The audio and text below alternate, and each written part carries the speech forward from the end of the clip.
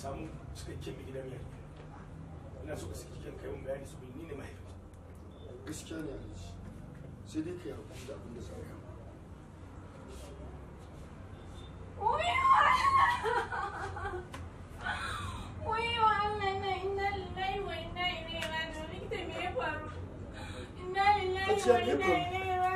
sai ka ce wacce aka yi wa muna son ki Fadila ba mu shirya rabuwa da ke ba. Inna lillahi wa inna ilaihi raji'un. Likita me ya faru?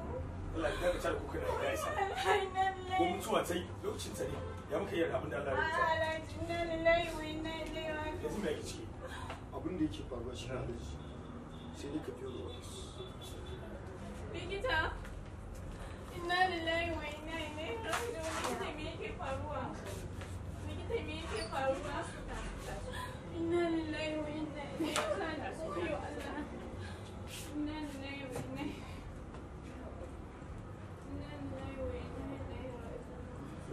Baby, ke ma ki bi ta. A firgice.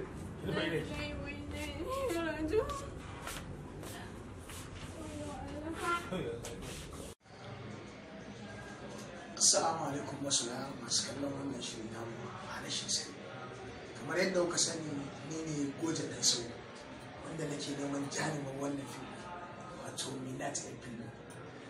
Ina mai baku hakuri akan matsatsalin da muka samu sati biyu da ya wuce na rashin lafiyar mahaifin wannan jarumin wannan fim.